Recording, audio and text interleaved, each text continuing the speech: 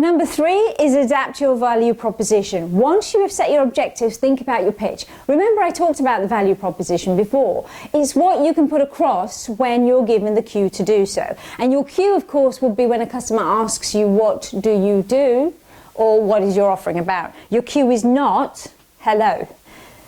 It's not when they pick up the phone. Remember, if your timing is wrong, your value proposition just won't mean anything. You want to be engaged in a conversation about then. First, confirming everything you think you know from your research and learning more from the person about where they currently are. Then at the right moment, you can explain what your offering is. But it must be reflective of what's going on right now. For example, a financial advisor should be discussing how they can translate all the government information and sift out the relevant information for the prospect now to ensure that the prospect gets the right claim in early, relieving them of the stress, right? Whereas, on the other hand, an estate agent might discuss how people can make improvements to their home whilst they are in lockdown to maximize the value when the market's back on track.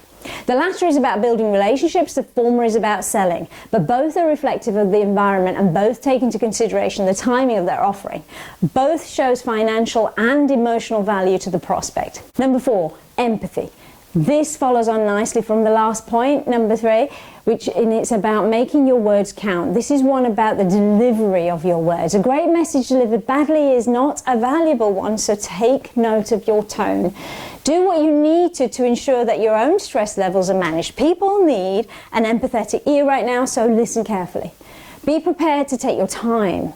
The world has slowed down, so should you. Make the most of the time and try to get into their position, get into their shoes. It's like I always say, it's not clever to be one step ahead of your customer. It's smart to be in their shoes. Remember, they may have kids distracting them.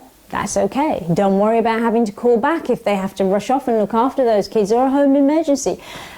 Also be empathetic to people's schedules. Ask them how your conversation can fit in with their schedule. Use that as a rapport building topic, you know. Oh, I don't know about you, but I'm kind of having to make a lot of calls at such and such a time. It's a nice way to just, you know, again, acknowledge the fact that you're in the same situation.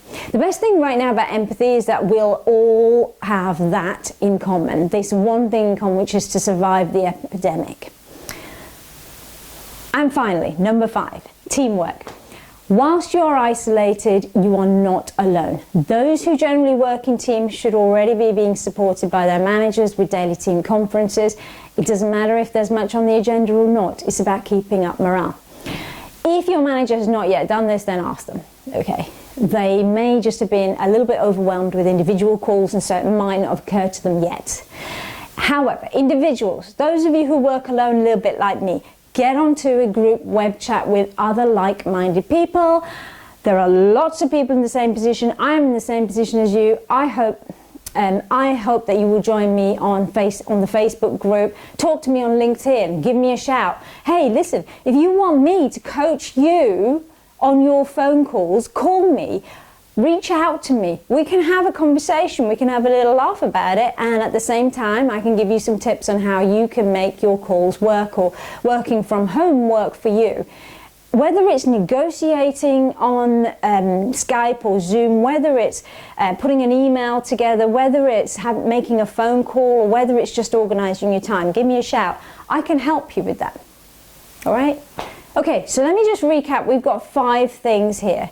Right from the top. Number 1, don't check time, all right? Don't put yourself under stress, don't feel guilty, just work with the schedule that you have and things will come together.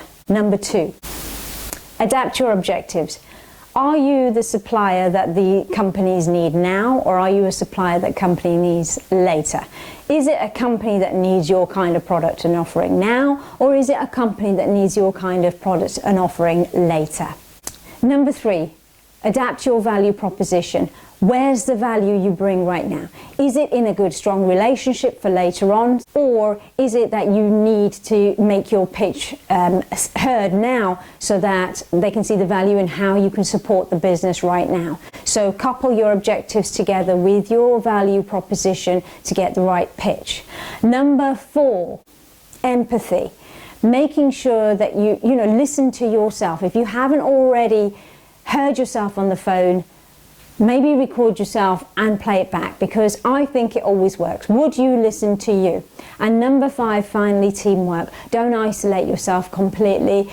Just because we are isolated in terms of the crisis, it doesn't mean you have to be alone.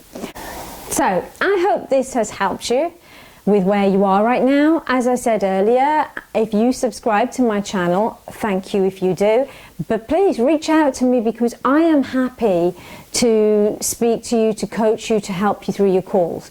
I gave one of my subscribers a surprise call. There's a video on that. If you want me to give you a surprise call too, send me your number. I'll call you, we can talk. You can tell me where you're up to, and you can tell me what you think you want from me in terms of help. This is just me putting it out as something. It's free. Take it. Thank you again. Thank you for watching. Speak to you soon.